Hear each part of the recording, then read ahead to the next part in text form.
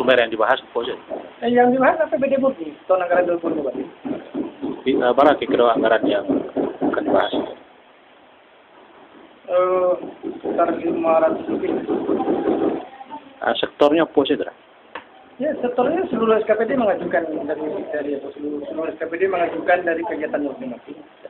Mungkin itu yang lebih fokus pada sektor pendidikan, perdagangan dan jasa. Kemudian dari sektor pembangunan fisik yang lebih fokus, terutama pada dinas PU di bidang perdagangan.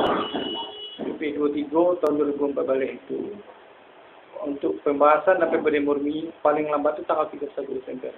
Apabila kita tidak mentaati dari tanggal jadwal sudah disediakan oleh pemerintah, kemudian konsekuensinya kalau eksekutif sudah menyerahkan ke legislatif sesuai dengan jadwal, kemudian tidak dibahas oleh DPRD, konsekuensinya penundaan gaji anggota DPR selama 6 bulan.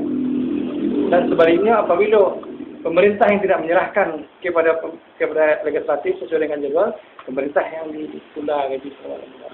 Ini konsekuensi dari PP 23 tahun 2022. Jadi minggu itu tidak ada main-main dalam konteks pembahasan ini. Memang sudah harus diselesaikan. Target kita sesuai dengan jadwal bamus, tanggal 19 Desember kita sudah paripurna pengesahan APBD.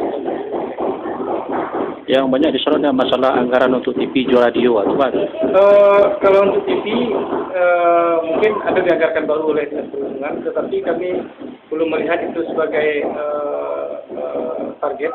Tetapi memang sudah harus dimasukkan karena memang kita tanpa publikasi itu tidak ada apa-apa, harus dimasukkan. Cuman ini secara bertahap.